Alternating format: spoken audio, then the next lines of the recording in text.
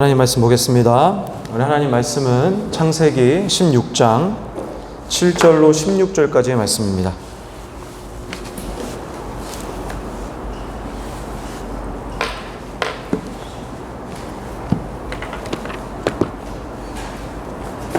창세기 16장 7절로 16절까지의 말씀, 우리 다 같이 일어나셔서 우리 서로 교독하겠습니다. 교독하시고 마지막 16절의 말씀은 함께 읽겠습니다.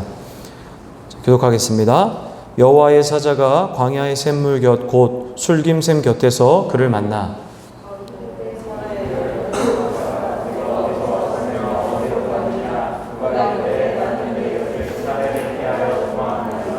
여호와의 사자가 그에게 이르되 내 여주인에게로 돌아가서 그 수하에 복종하라.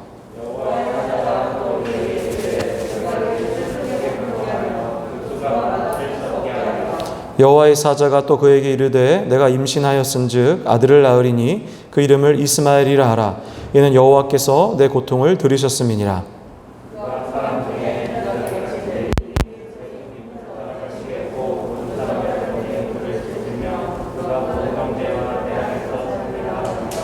하갈이 자기에게 이르신 여호와의 이름을 나를 살피시는 하나님이라 하였으니 이는 내가 어떻게 여기서 나를 살피시는 하나님을 배웠는고 함이라.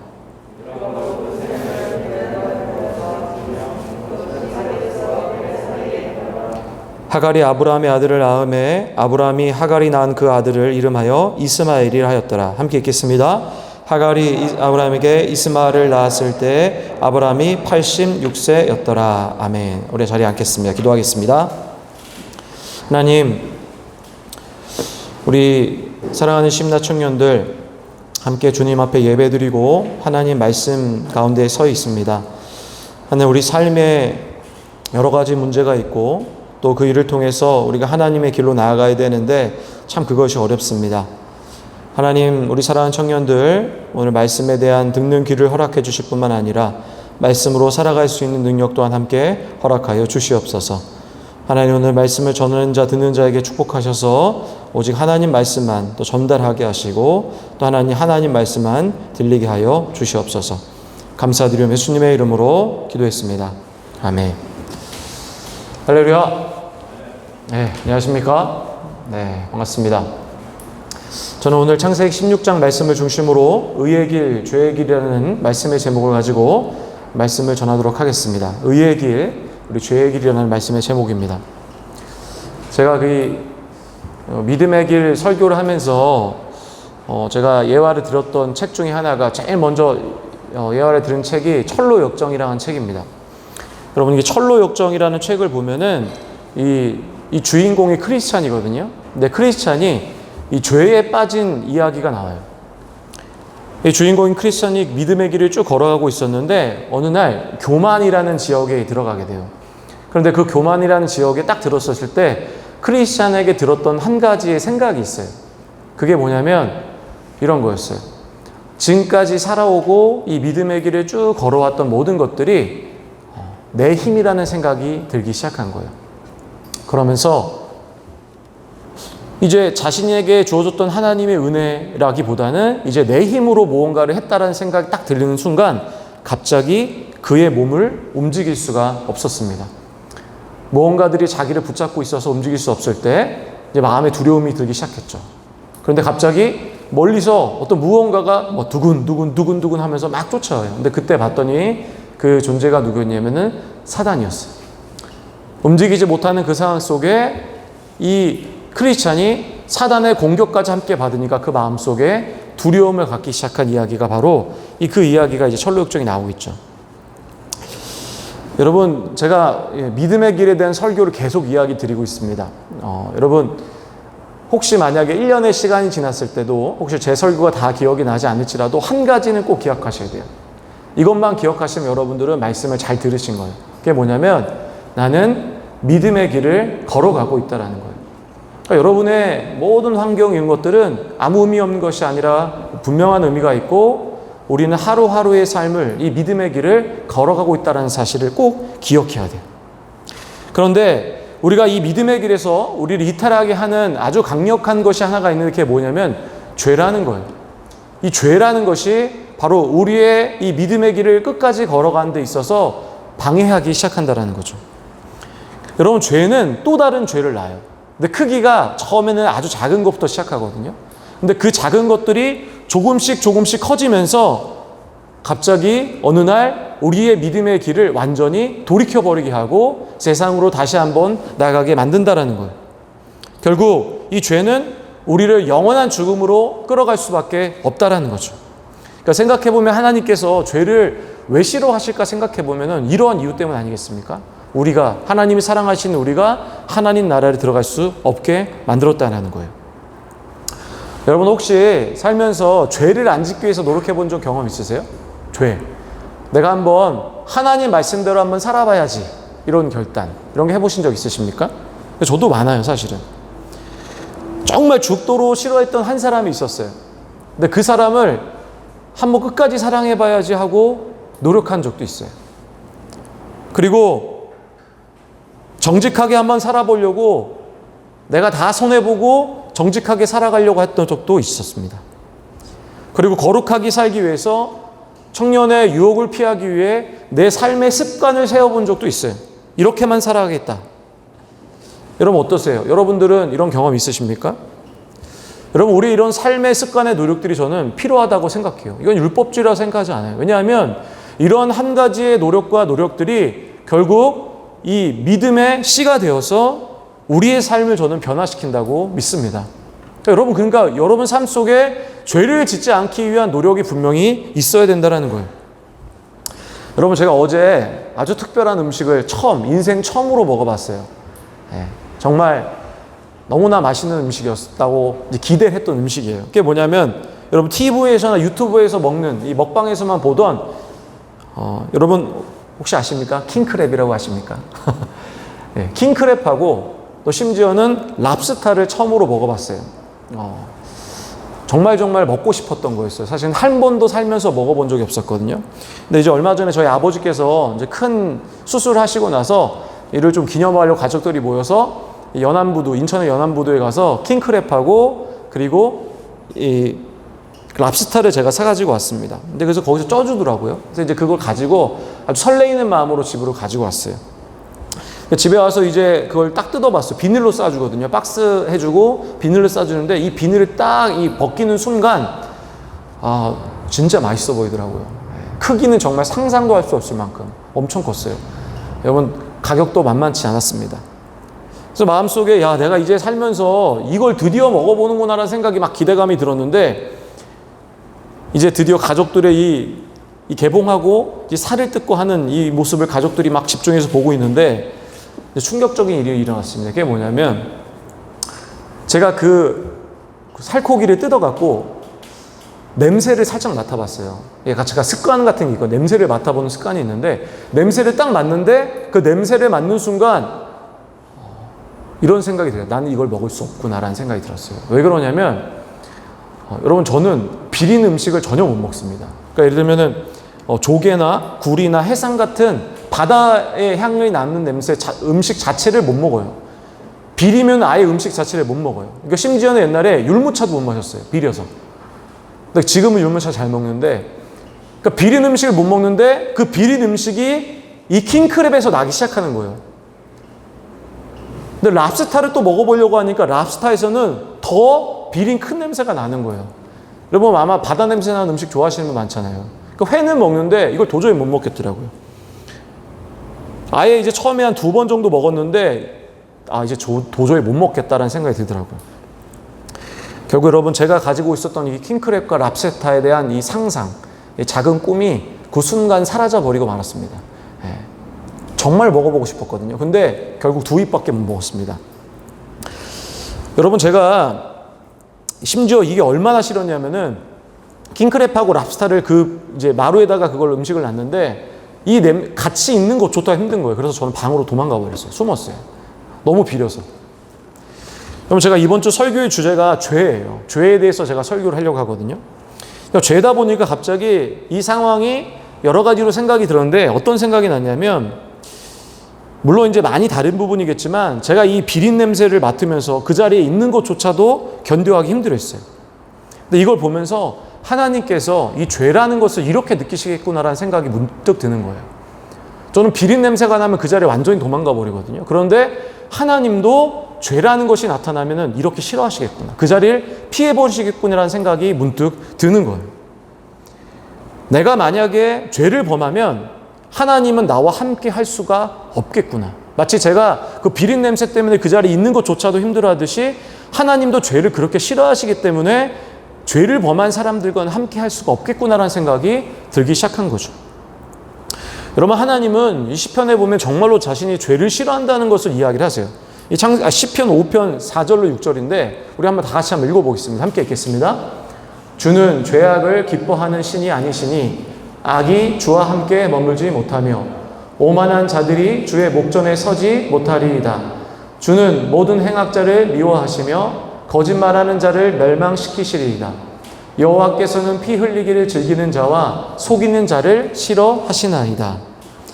그러니까 하나님은 죄를 기뻐하지 않을 뿐만 아니라 죄와는 함께 할 수가 없다라는 거예요. 심지어 죄악을 행하는 사람을 하나님이 싫어한다라고 말씀하시고 오늘 본문에 보니까 뭐라고 얘기합니까? 멸망을 시키겠다라는 거예요. 심판하시겠다라는 거예요. 하나님 그만큼 죄라는 요소를 견딜 수 없는 존재라는 거예요. 여러분 어떠세요? 여러분 어떻게 살아가고 계십니까? 사랑하는 청년 여러분 죄를 어떻게 하시면서 살아가고 계세요? 죄를 짓지 않기 위해서 노력하면서 살고 계십니까?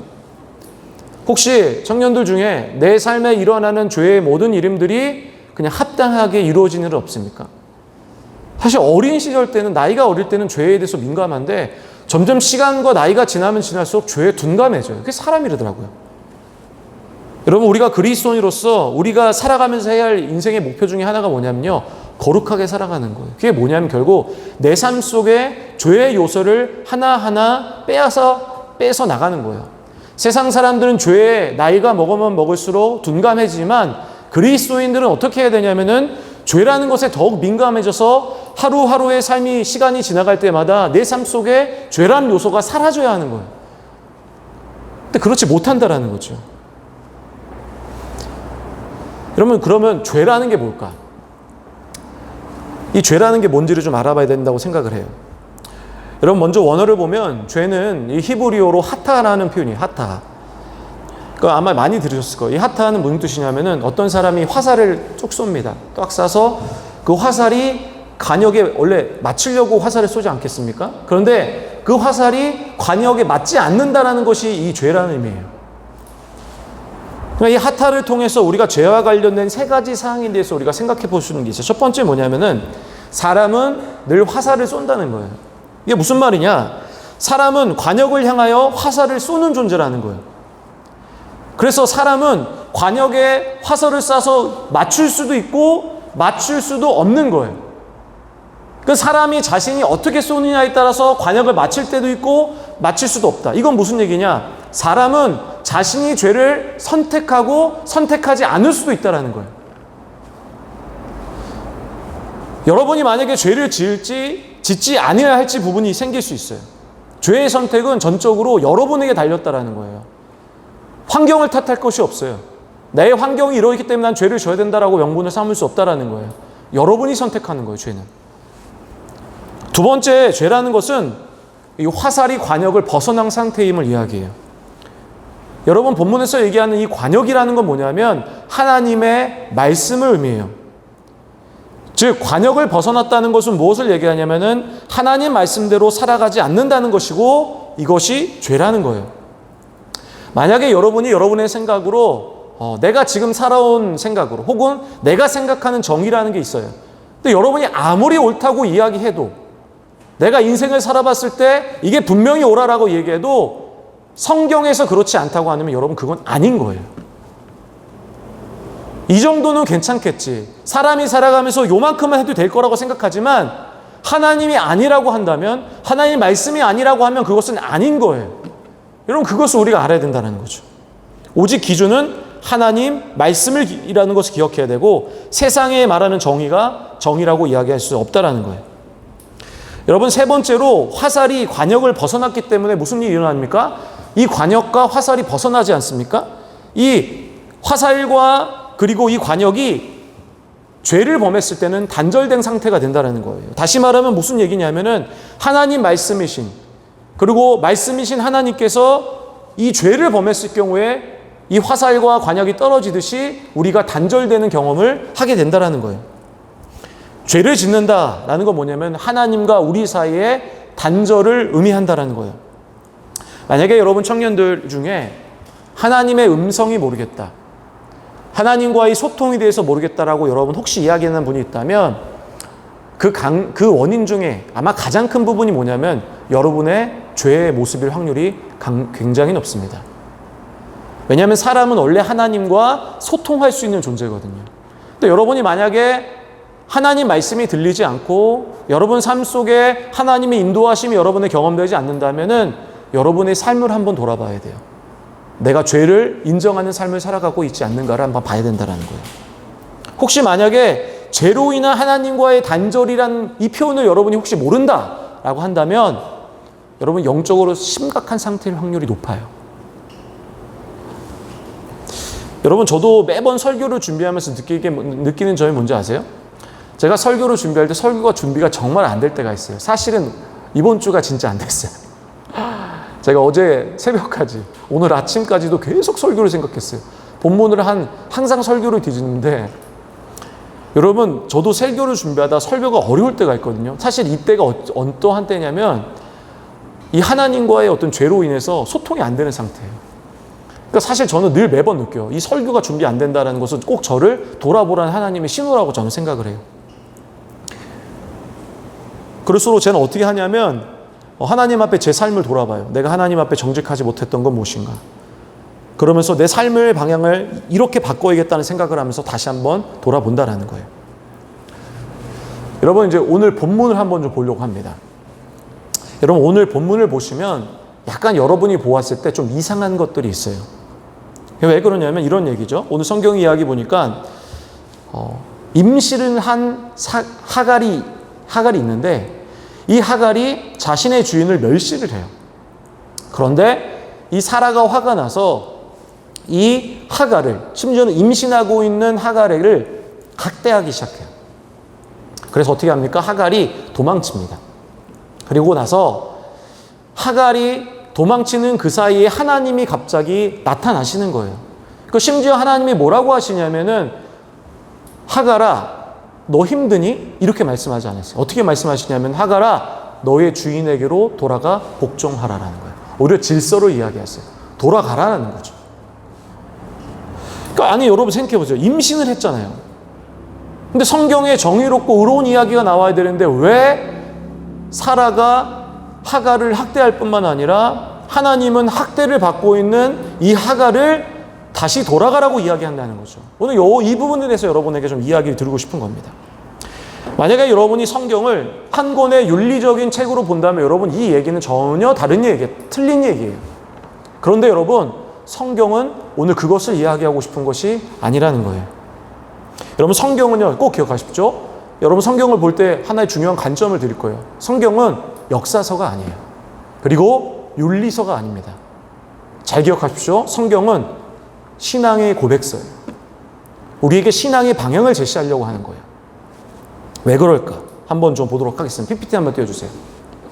여러분 오늘 제가 별게 아닌데 이거를 한번 정리해 보려고 머리가 좀 아팠는데 자, 여러분 오늘 조금 제가 한 가지만 조금 어려운 설명을 드리려고 해요. 여러분이 성경을 읽을 때 어떻게 읽어야 하는지에 대한 성경의 좀 관점을 드리기 위해서 제가 요거를 좀 적어봤어요. 좀 별건 아니지만 제가 정성스럽게 준비한 겁니다. 한번 좀 볼게요. 여러분 성경을 여러분이 읽으실 때 크게 두 가지를 아셔야 돼요. 뭐냐면은 하나는 의의 길이라는 한 가지의 맥락이 있어요. 의의 길. 그리고 한 가지 나머지 길은 뭐냐면 죄의 길이에요.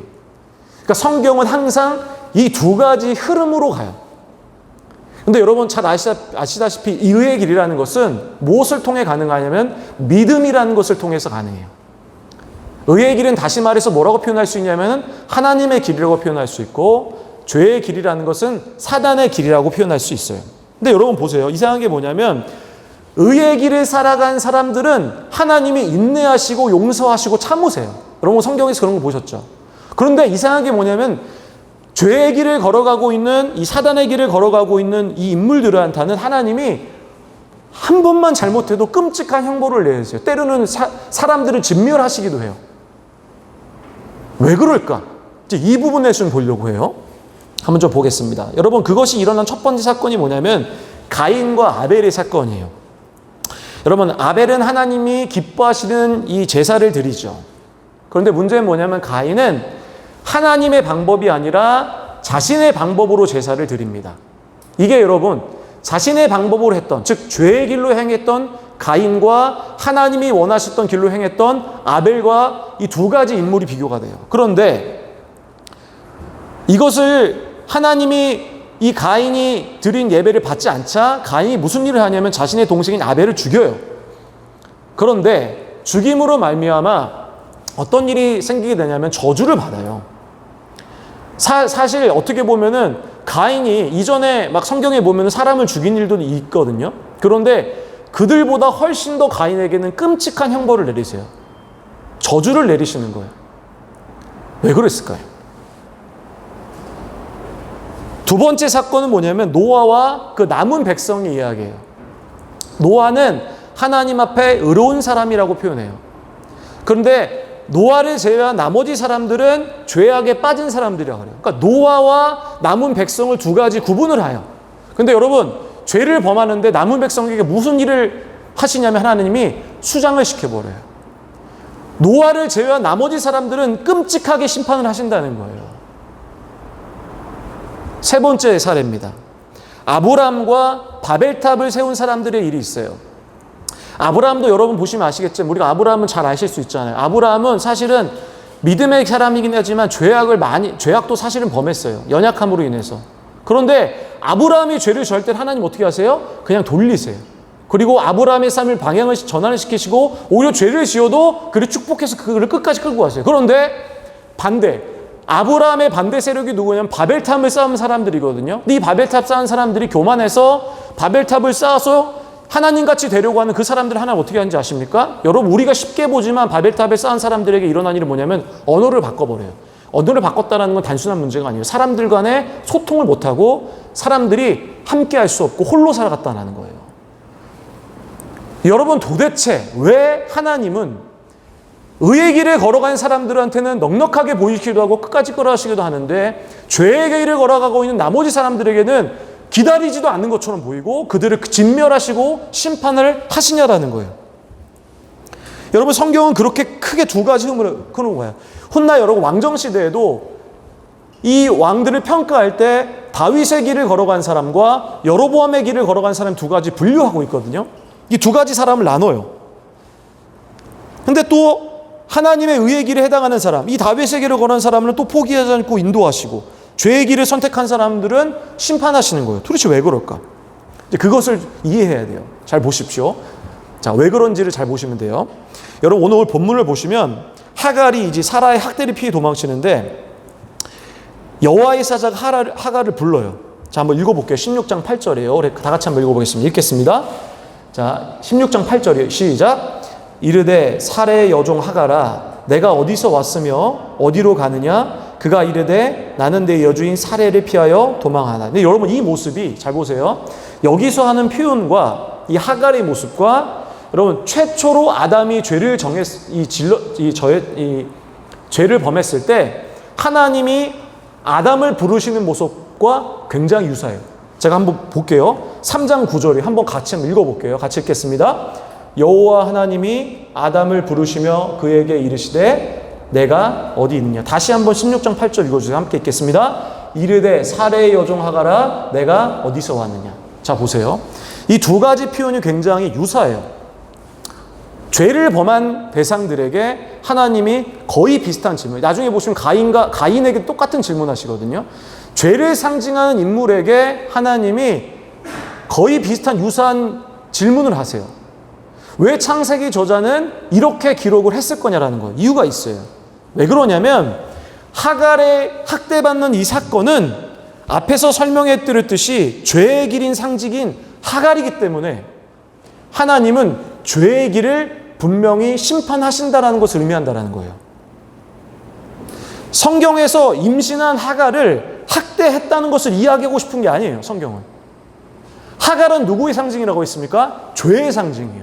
하나님이 죄의 상징인 이 존재, 하갈을 하나님이 용납할 수도 없고 받아들일 수도 없고 심지어 형벌을 내릴 수밖에 없다는 것을 하나님은 본문을 통해서 이야기하고 싶다라는 거예요. 그러니까 단순히 여러분, 하갈이 오늘 이렇게 임신함에 불구하고 이렇게 학대를 받는 이 일은 사실 하나님이 허락을 하신 거예요. 왜냐하면 이 성경을 보는 우리가 죄라는 것이 하나님이 얼마나 싫어하시는 건지를 오늘 보고 싶어 하시는 거예요.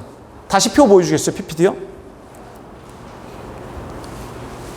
본문 보시면 어떠세요? 의의 길을 걸어간 사람들이 하나님이 용납하시고 이해하시지만 죄의 길을 상징하는 이 나머지 존재들, 이 존재들에게는 하나님이 아주 결탄코 심판을 하시는 거예요. 왜 그러냐면 이것을 보는 성경의 독자들에게 하나님은 죄를 미워하시고 인정할 수 없다는 것을 독자들로 하여금 이해를 시키려고 한다는 거예요. 그러니까 여러분, 단순히 윤리적 사건으로 성경을 바라봐서는 안 된다는 거예요. 여러분, 만약에 이런 바탕으로 만약에 본문을 다시 본다면 이전에 무슨 일이 있었습니까? 하갈이 아이를 임신하자 주인인 사라를 멸시를 했어요. 여러분, 이것을 받아들일 수 있겠습니까? 못 받아들이겠습니까? 못 받아들여요. 왜 그렇습니까? 하갈은 죄의 상징이잖아요. 사라는 의의 상징이에요. 그런데 죄가 의를 멸시하는 일은 절대로 있을 수가 없기 때문에 그래요. 여러분, 오늘 본문을 보면서 우리가 생각해야 될 게 뭐냐면 하나님이 이만큼 죄를 싫어하신다는 거예요. 용납할 수 없다라는 거예요. 그러니까 여러분이 어떤 삶을 살아가야 되느냐? 그리스도인이 해야 할 일은 뭐냐면 우리 삶 속에 있는 죄를 끊어가야 한다는 거예요. 만약에 죄와 동행해 살아가는 사람은요, 하나님을 절대로 볼 수가 없어요. 하나님 그만큼 죄와는 공존할 수 없기 때문에 그래요. 마치 제가 비린 냄새를 보면은 막 도망가서 방에 숨었듯이 하나님과 이 죄는 물과 기름 같아서 공존할 수가 없어요. 여러분, 혹시 여러분 삶 속에 일어나고 있는 죄를 그냥 인정하고 계시지 않으세요? 의로운 길이 아니지만 인정하면서 그럴 수밖에 없다고 인정해버리는 삶을 살아가고 계시지는 않느냐는 거죠. 우리 사랑하는 우리 청년들 꼭 기억하세요. 하나님은 죄를 미워하세요. 그래서 여러분을 위하여 여러분에 있는 죄의 요소들을 하나하나 끊어 가셔야 된다는 거예요. 그러니까 심지어 여러분, 하갈은요, 오늘 본문에 보면 축복을 하시잖아요. 그렇지 않습니까? 본문 보니까 하나님이 하갈이 순종을 하거든요. 하나님 말씀에 순종해서 주인에게 돌아가요. 순종을 했지만 그에게 축복을 주시지만 그 축복도 온전한 축복이 아니었어요. 창세기 16장 11절 12절에 보니까 오늘 본문에 보면 이렇게 얘기합니다. 그가 사람 중에 들나귀 같이 되리니 그의 손이 모든 사람을 치겠고 모든 사람의 손이 그를 칠지며 그가 모든 형제와 대항해서 살리라 하니라. 하갈이 자기에게 이르신 여호와의 이름을 나를 살피시는 하나님이라 하였으니 이는 내가 어떻게 여기서 나를 살피시는 하나님을 배웠는가 함이라. 하갈이 뭐라고 합니까? 내가 도대체 어떻게 하나님을 봤냐라는 거예요. 자신 스스로도 모르는 거예요. 죄의 상징인 자신이 하나님을 볼 수 없다라는 거예요. 그런데 하나님이 그에게 심판을 어떻게 축복을 하시냐면 그에게 어떤 축복이라고 말합니까? 들나귀란 축복이에요. 이 들나귀는 뭐냐면 여러분, 이 메소포타미아 이 시대에 야생나귀를 가리키는 표현이 이 들나귀예요. 근데 이 표현이 빨리 달리라는 뜻도 있어요. 특별히 이 들나귀는 무엇을 상징하냐면 자유분방하고 야성적인 삶을 살아가는 삶을 표현해요. 내가 원하는 대로 살아가고 자기 고집대로 살아가는 사람들을 당시의 사람들은 뭐라고 표현했냐면 너는 들나귀 같다라고 표현했어요. 심지어는 들나귀는 자유분방하기까지 하죠. 그러니까 여러분, 들나귀 같은 사람들은 하나님 앞에서 영적인 것은 없고 그리고 인간 본성대로 살아가는 것, 내 본능대로 살아가는 사람들을 들나귀 같다라고 표현해요. 그런데 하나님은 오늘 본문의 하갈과 이스마엘에게 이 축복밖에 안 내린다는 거예요. 여러분, 세상 사람들이 풍요를 누리며 살아가죠. 그리고 평안하게 살아갈 수도 있어요, 이 땅에서. 근데 여러분, 그들에게 주신 하나님의 축복은 절대로 우리의 영원한 생명을 주시는 구원의 은혜가 없어요. 문제는 뭡니까? 우리는 이 땅의 축복만을 보면서 그들이 더 나은 삶을 살아간다라고 생각한다는 거죠. 여러분, 제가 노아에 대한 이야기 드렸죠. 노아. 저는 이 노아라는 사람이 정말로 대단하다고 생각을 해요. 왜 그러냐면 노아가 살아간 당시에 이 시대에 노아를 제외하고는 본문에 의인이 없다라고 표현하거든요. 창세기 6장 5절과 6절에 보니까 이렇게 얘기하죠. 여호와께서 사람의 죄악이 세상에 가득함과 그의 마음으로 생각하던 모든 계획이 항상 악할 뿐임을 보시고 땅 위에 사람 지으셨음을 한탄하사 마음에 근심하시고. 지금 노아가 살아가는 세상이 이랬다라는 거예요. 이 세상이 어떻다고 말합니까? 죄악이 가득했다라는 거예요. 그 속에는 악밖에 없다라는 거예요. 근데 여러분, 이 삶을 노아가 살아갔다라는 거예요. 그러니까 우리는 당연히 노아는 그럼 그렇게 살아야지, 성경에 나오는 사람이 이렇게 생각하죠. 또 여러분 그렇지 않죠. 보세요. 우리는 함께 살아가는 공동체 같은 이 사람으로, 이 존재로 살아가지 않습니까? 옆 사람이 하는 얘기를 우리가 의식해요. 옆 사람이 좋은 일이 있으면 내가 그걸 따라가고 싶죠. 그런데 여러분, 노아는 함께 살아간 사람이지만 그들의 문화에 속하지 않고 끝까지 믿음의 길을 걸어갔다라는 거예요. 노아의 시대는 바로 현재 시대 같은 거예요. 모든 사람이 자신을 합리화하고 죄를 짓고 살아가죠. 여러분, 심지어 크리스찬도 그렇게 살아가지 않습니까? 현실의 상황을 보면서 불의를 의로 바꾸고 잘못된 성적 윤리를 그게 의롭다라고 거짓말합니다. 하나님이 유일한 하나님이시지만 세상의 피조물을 가지고 우상을 만들고 그것이 절대적인 것처럼 살아가요. 그리고 모든 사람이 옳다고 여기며 살아가죠. 근데 여러분, 노아는 안 그렇게 살아요. 6장 9절에 보니까 이렇게 얘기합니다. 이것이 노아의 족본이라. 노아는 의인이요 당대의 완전한 자라. 그는 하나님과 동행하였으며. 모든 사람들이 죄를 합당하다고 여기는 그 시대에 노아는 어떻게 살아가냐면 그 상황 속에 흔들리지 않고 하나님의 말씀에 믿음을 지키면서 끝까지 살아간다는 거예요. 여러분 생각해 보세요. 노아가 죄를 지었을까요? 안 지었을까요? 어떠세요? 성경에 근거한다면 죄를 지었어요. 왜냐하면 분명히 로마서에서는 모든 사람은 죄인이라고 얘기하거든요. 그렇다면 여러분, 노아는 어떻게 의롭다고 인정받았을까요? 죄를 안 지으며 살아갔다는 게 아니에요. 그렇게 지으면서 살아갔어요. 하지만 자신이 죄를 지을 때 다시 한번 일어나서 하나님을 붙잡고, 또 내가 넘어질 것 같고 죄에 쑥 빠질 것 같지만 하나님을 끝까지 붙잡아서, 오늘 본문에 보니까 어떤 표현을 씁니까? 이게 중요한 표현이요. 하나님과 동행했다라는 거예요. 하나님과 동행함으로 말미암아 자신의 죄가 있음에도 불구하고 끝까지 하나님의 길을 붙잡으면서 살아갔던 사람이 노아라는 거예요. 여러분, 우리가 나아가야 할 방향성, 노아예요. 이 세상은 다 여러분들에게 하나님 말씀이 옳지 않다고 이야기해요.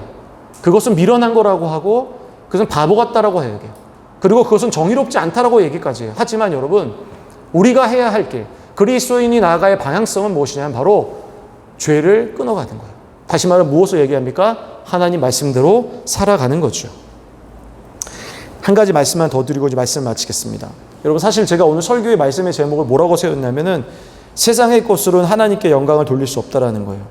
왜 그러냐면 하갈의 자녀인 이스마엘로, 여러분 생각해 보세요. 하갈의 자녀인 이스마엘로 이 아브라함의 후계를 세울 수 있었겠습니까? 오늘 배경을 보면은 그럴 수 없죠. 왜 그렇습니까? 이스마엘은 죄의 상징 인물이기 때문에 그래요. 그러니까 여러분, 죄로서는 하나님의 일을 절대로 이룰 수가 없다라는 거예요. 여러분, 우리 청년들 교회 사역 많이 하시잖아요. 그렇죠? 여러분, 교회 사역은요, 결코 우리 욕심과 탐심, 이기심으로는 이루어질 수가 없어요. 그러니까 죄된 품성으로는 이루어질 수 없다는 거예요. 왜 그러냐? 하나님이 싫어하시거든요. 아까 보셨죠? 멸절시키는 거. 그냥 하나님은 그냥 다 안 된다고 하세요. 안 받으세요. 그래서 여러분, 우리가 세상의 사역, 세상뿐만 아니라 교회 사역에서도 우리가 가지고 있는 죄된 품성을 끊지 않으면은 여러분이 아무리 좋은 것을 하나님 앞에 올려도 하나님은 안 받아요.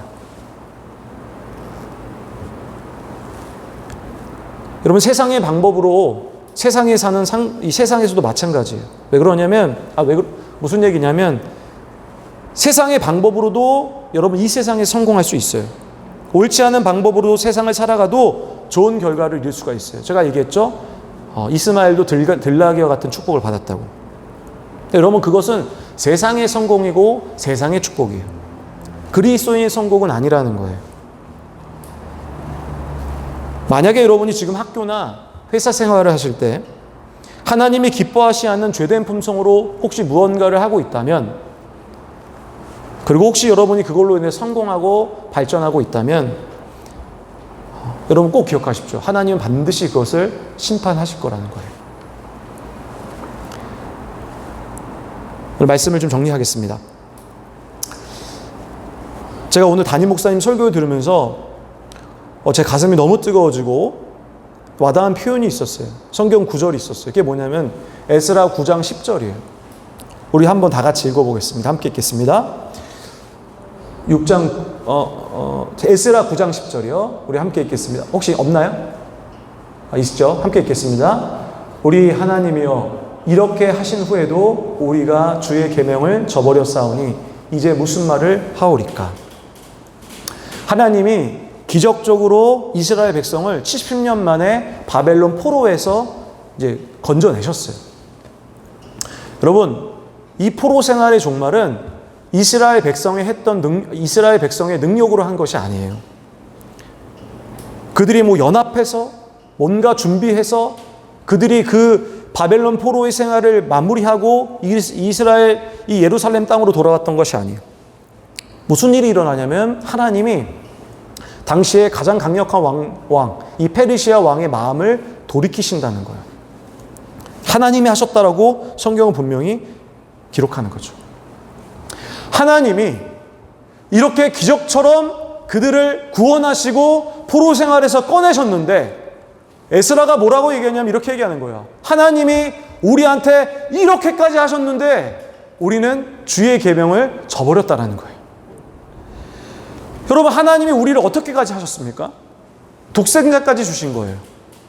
하나님은 독생자이시고 다시 말하면 하나님이시고 왕이세요.